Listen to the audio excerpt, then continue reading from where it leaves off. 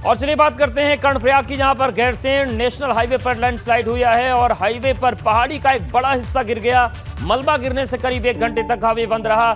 1 घंटे के बाद कर्णप्रयाग गैरसैंण हाईवे खोला जा सका। आप देखिए, एक बड़ा टुकड़ा चट्टान का हाईवे पर गिर गया था। हालांकि गनीमत यह रही कि लोगों को आशंका हो गई थी और इसके चलते गाड़ियां पहले ही दूर दूर खड़ी थी, इसलिए कोई जनहानि नहीं हुई। लेकिन देखिए, तस्वीर दिखा रहे हैं, ये है कर्णप्रयाग गैरसैंण हाईवे का दृश्य, जहां पर एक बड़ा टुकड़ा पहाड़ी का गिरा और रास्ता जाम हो गया। हालांकि करीब 1 घंटे तक हाईवे बंद रहा, उसको 1 घंटे के बाद खोल दिया गया। लेकिन आप देखिए, इस बड़े चट्टान की जद में अगर कोई गाड़ी आती तो कितना बड़ा हादसा हो सकता था।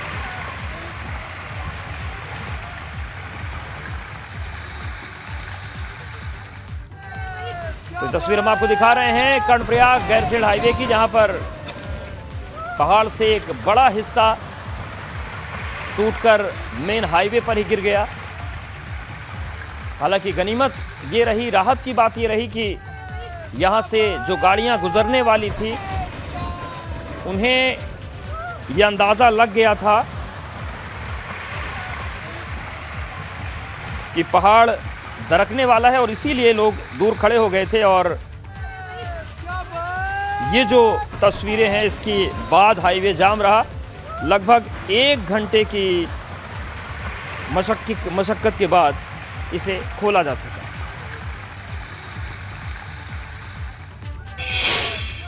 और बड़ी खबर बरेली से भी है, जहां पर महिला दरोगा पर महिला सिपाही की पिटाई का आरोप लगा है। महिला सिपाही ने दरोगा के खिलाफ एडीजी से शिकायत की है।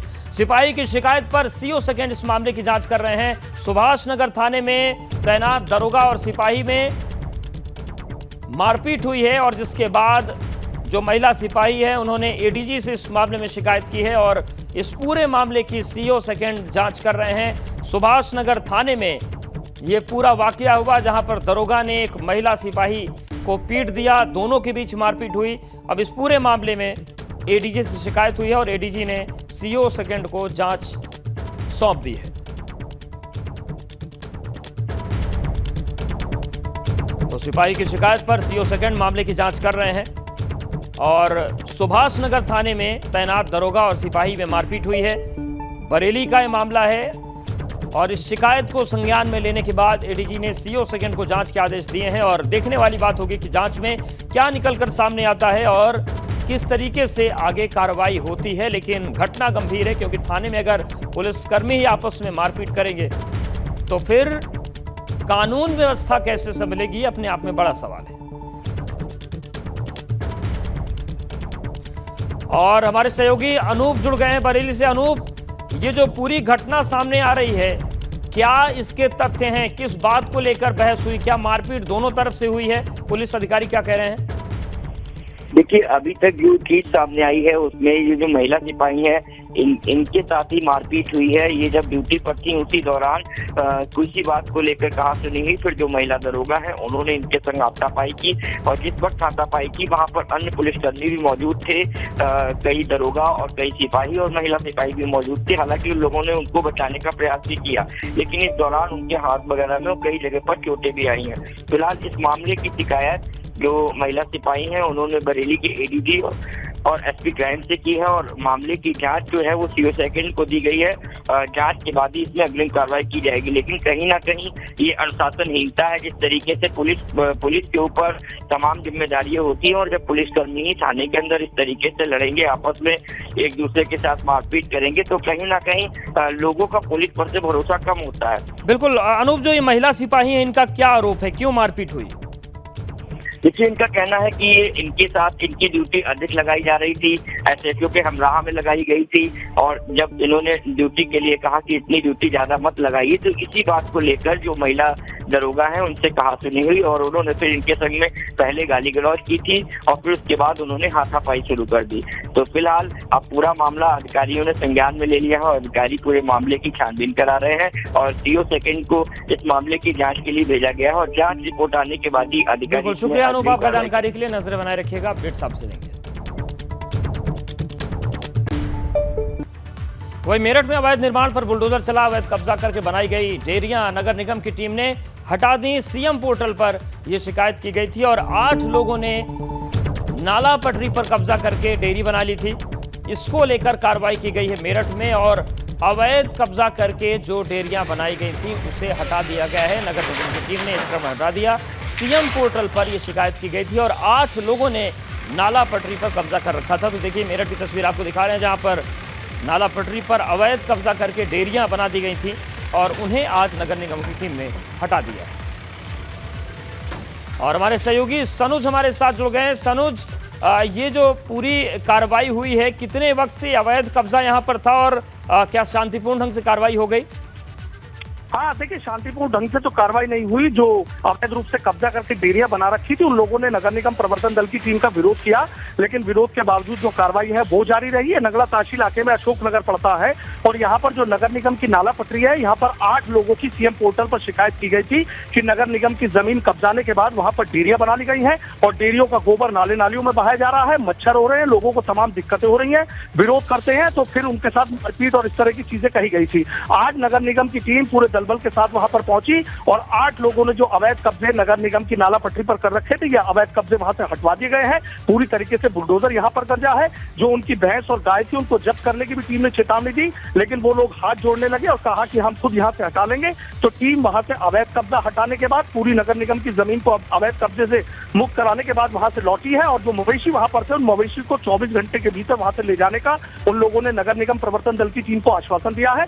देखिए, बात किसी से छिपी नहीं है कि नगर निगम लगातार अवैध कब्जों के खिलाफ एक बड़ा अभियान यहाँ पर चला रहा है। नगर आयुक्त अमित पाल शर्मा है, लगातार उन्होंने निर्देश दिए हैं कि जो बड़े अवैध कब्जे हैं, बड़े अतिक्रमण है, उनको हटाया जाए तुरंत। और चूंकि कांवड़ मेला बीच में था तो नगर निगम का पूरा अमला, जेसीबी, सफाई कर्मचारियों की फौज, संपत्ति अधिकारी और संपत्ति अधिकारी की जो पूरी टीम है वो कांवड़ मेले में लगी हुई थी। अब कांवड़ मेला सकुशल संपन्न हो गया तो इसी तरीके से जो बड़े अवैध निर्माण है, जो बड़े अतिक्रमण है, अब उन पर बुलडोजर से पूरी मुस्तैदी से गरजता हुआ नजर आएगा। और 4 तारीख से एक बड़ा अभियान भी मेरठ नगर निगम शुरू करने जा रहा है, जिसमें करीब 20 से ज्यादा जो बड़े अवैध कब्जे और बड़े अतिक्रमण है उनको चिन्हित कर लिया गया है और पूरा प्लान नगर आयुक्त की तरफ से बना लिया गया है।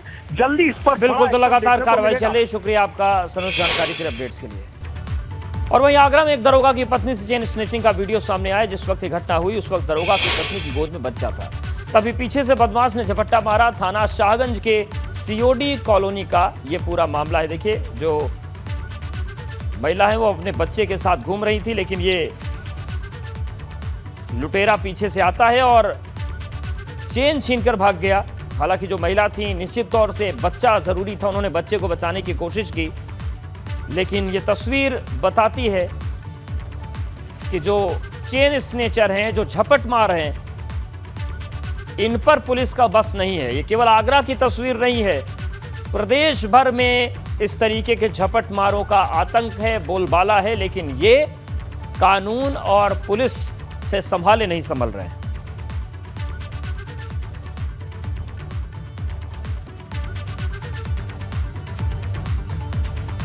तो ये तस्वीर अलर्ट करने वाली भी है कि अगर आप सड़क पर घूम रहे हैं तो अलर्ट होकर घूमिए, क्योंकि आपके आसपास ऐसे लुटेरे भी हो सकते हैं। बड़ी खबर भदोही से है। विष्णु मिश्रा को न्यायिक हिरासत में भेजा गया है। 12 अगस्त को मामले में अगली सुनवाई होनी है। विष्णु मिश्रा पर रेप का आरोप है और पुणे से एसटीएफ ने विष्णु मिश्रा को गिरफ्तार किया है। पूर्व बाहुबली विधायक विजय मिश्रा का बेटा है विष्णु मिश्रा, इसकी गिरफ्तारी हुई थी और विष्णु मिश्रा को न्यायिक हिरासत में भेज दिया गया है और इस मामले में 12 अगस्त को अगली सुनवाई होनी है। विष्णु मिश्रा पर रेप का आरोप है। पुणे से एसटीएफ ने विष्णु मिश्रा को गिरफ्तार किया था। पूर्व बाहुबली विधायक विजय मिश्रा का बेटा है विष्णु मिश्रा।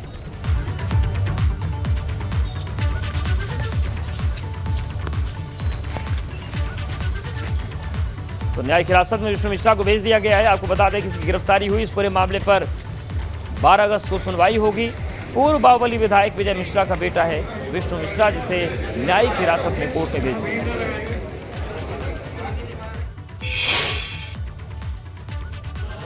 पुणे से लेकर यहाँ आई थी, वहाँ पुणे के कोर्ट में उनको 25 तारीख से 29 तारीख तक के लिए ट्रांजिट रिमांड दिया था। ट्रांजिट रिमांड पर सीजीएम भदोही के यहाँ पेश करने का आदेश हुआ था और माननीय सीजीएम भदोही के यहाँ उनको पेश किया गया।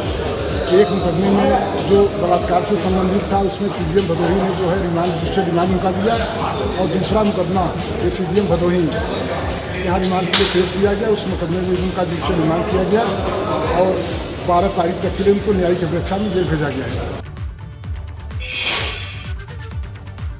और कानपुर हिंसा से जुड़ी बड़ी खबर आ रही है। आपको बता दें कि कानपुर हिंसा के 4 आरोपियों पर गैंगस्टर एक्ट लगा है और कानपुर पुलिस ने चारों आरोपियों पर गैंगस्टर एक्ट लगाया है। 3 जून की कानपुर में हुई हिंसा में अब तक 60 लोगों की गिरफ्तारी हो चुकी है। बिल्डर हाजी वसी, मुख्तार बाबा, अकील खिचड़ी, शफीक पर गैंगस्टर लगा है। हयात जफर हाशमी पर इनसे लगाया गया है और पुलिस कमिश्नर और जिलाधिकारी ने निर्देश जारी कर दिए हैं। तो जिस तरीके से 3 जून 2022 को हिंसा हुई थी कानपुर में, सुनियोजित हिंसा हुई थी, उसको लेकर जो मुख्य आरोपी है हयात जफर, उस पर एनएसए लगा दिया गया है। कानपुर में 3 जून को हिंसा हुई थी। जुमे की नमाज के बाद अराजक तत्व काफी बड़ी संख्या में सड़कों पर उतरे थे और शहर के माहौल को बिगाड़ दिया गया था। ऐसे में जिला प्रशासन और पुलिस ने अब बड़ी कार्रवाई की है। अभियुक्तों पर गैंगस्टर और एनएसए की कार्रवाई की गई है। हाजी वसी जो बिल्डर हैं, मुख्तार बाबा, अकील खिचड़ी और शफीक पर गैंगस्टर लगाया गया है, जबकि इस हिंसा के मामले में जो मास्टरमाइंड है हयात जफर हाशमी, उसको एनएसए में निरुद्ध किया गया है। लंबे समय से ये मांग चल रही थी और ये मांग हो रही थी कि ऐसी कार्रवाई की जाए जो नज़ीर बने और शहर के माहौल को बिगाड़ने वाले लोग जो इस बारे में सोचें वो सोच भी ना सकें। ऐसे में पुलिस कमिश्नर विजय सिंह मीणा और जिलाधिकारी विशाख जी अय्यर ने सामने आकर इस कार्रवाई की पुष्टि की है और कहा है कि ऐसी कार्रवाई बहुत ज़्यादा ज़रूरी हो गई थी। जांच जो अब तक हुई है एसआईटी की, उसमें कई सारे तथ्य जुटाए गए हैं और उन तथ्यों को जुटाने के बाद गैंगस्टर एक्ट और एनएसए की कार्रवाई की गई है। माना यह जा रहा है कि आने वाले दिनों में कुछ और लोग हो सकते हैं जिनके खिलाफ, जिनके लिए साक्ष्य जुटाए जा रहे हैं, उन पर भी कड़ी कार्रवाई हो सकती है। इसमें एनएसए और गैंगस्टर एक्ट की कार्रवाई संभावित थी और एनएसए और गैंगस्टर एक्ट की कार्रवाई के बाद अब इनकी मुश्किल और ज़्यादा बढ़ने जा रही है। कानपुर से कैमरामैन पंकज निगम के साथ रतीश त्रिवेदी, एबीपी गंगा। कानपुर के अंदर घटना घटित हुई थी और सांप्रदायिक माहौल बिगाड़ने का जो प्रयास हुआ था, उसमें पुलिस ने तत्काल कार्रवाई करते हुए करीब 60 लोगों को गिरफ्तार किया था। उसी क्रम में जो मुख्य अभियुक्त थे जिन्होंने की इसमें फंडिंग की और लोगों को इकट्ठा किया और माहौल बिगाड़ने का प्रयास किया, उन लोगों के खिलाफ गैंगस्टर एक्ट के तहत कार्रवाई की गई है। इसमें जो मुख्य लोग हैं जिन खिलाफ गैंगस्टर एक्ट के तहत कार्रवाई की गई है वो है हाजी मोहम्मद वसीम खां, मुख्तार अहमद उर्फ बाबा बिरयानी, अकील खिचड़ी, शफीक। दिनांक 3 जून 2022 को जनपद कानपुर नगर में हुई घटना के संबंध में जो मुख्य अभियुक्त हयात जफर हाशमी, उनके संबंध में पुलिस आयुक्त कानपुर नगर की स्तर से प्राप्त रिपोर्ट एवं आख्या के परीक्षण उपरांत नेशनल सिक्योरिटी एक्ट के धारा 3(2) के तहत उनको निरुद्ध करने के संबंध में आदेश आज दिनांक 28 जुलाई 2022 को निर्गत किया गया। लखनऊ के बुद्ध विहार पार्क से हाथी की मूर्ति चोरी हो गई। गोमती रिवर फ्रंट पर बने बुद्ध विहार पार्क में बने फाउंटेन में हाथी की मूर्ति लगी थी। अब सुरक्षाकर्मी नियाज अहमद की तहरीर पर गौतमपल्ली पुलिस ने रिपोर्ट दर्ज कर ली है।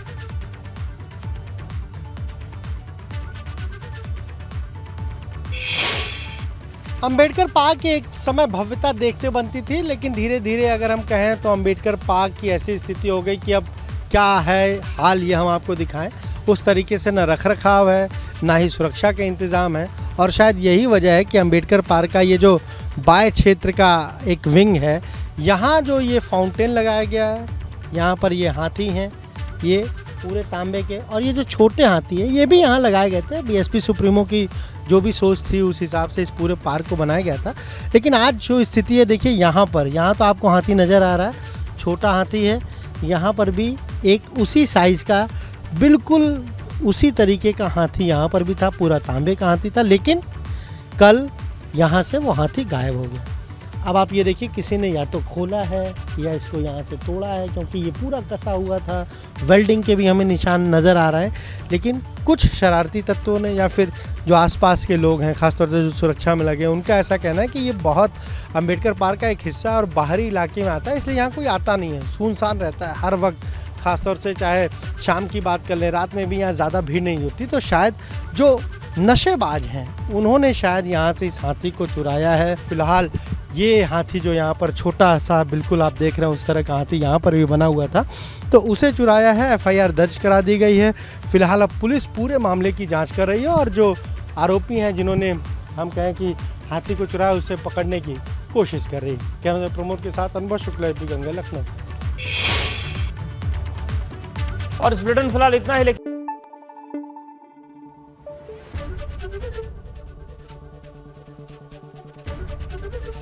एबीपी गंगा, खबर आपकी, जुबान आपकी।